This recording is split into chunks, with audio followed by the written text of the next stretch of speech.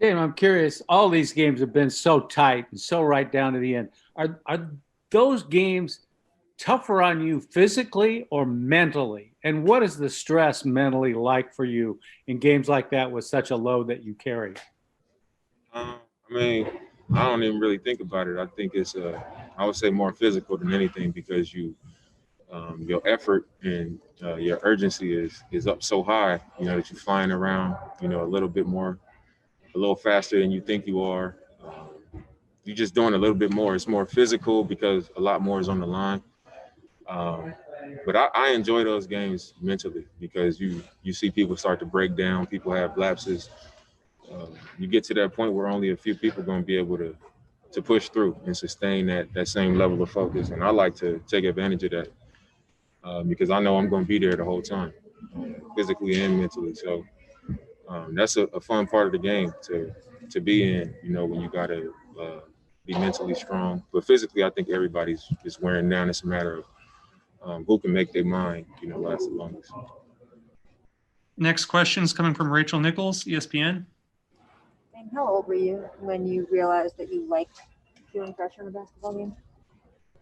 I was 14. What do you remember? I remember I was playing on my AAU team, the Oakland Rebels, and we was getting beat by like 20 in the first half.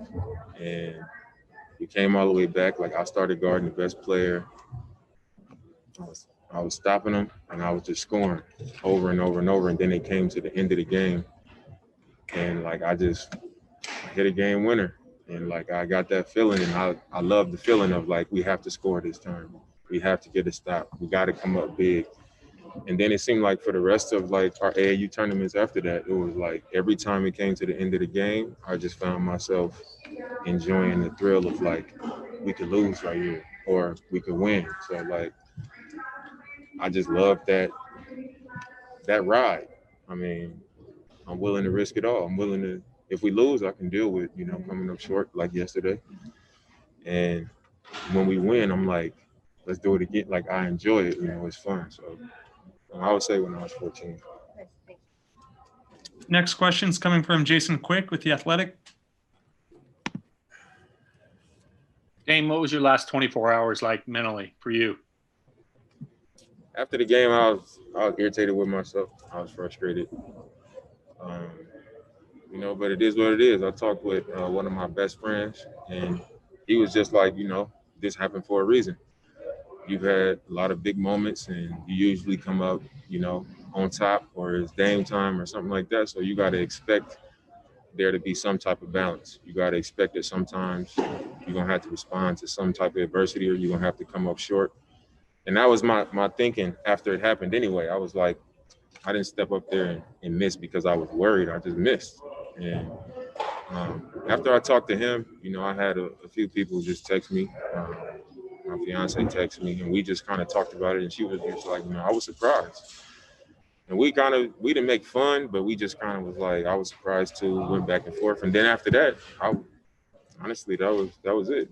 I wasn't thinking about it because I knew we had a chance to get back on the court today. So I moved on from it faster than I probably would have if it wasn't a back to back. Next question is coming from Malika Andrews with ESPN.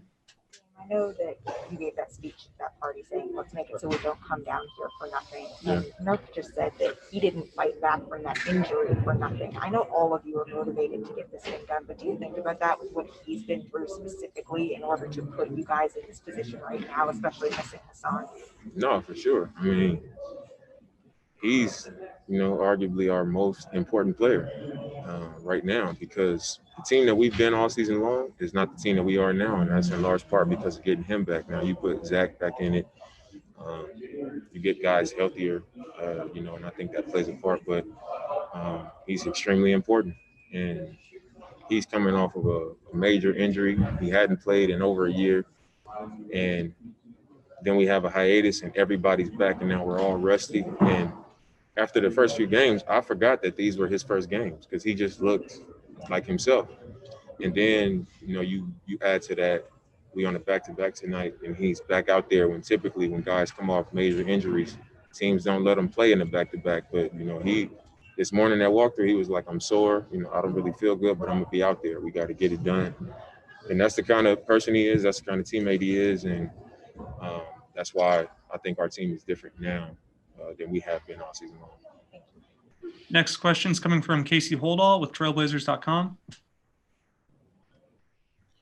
Damian, with your performance today, you're one of 8 players now who have put up at least 5 50-point games in a season. All the other guys, Wilt, Kobe, James Harden, Michael Jordan, Rick Barry, Kareem, Elgin Baylor.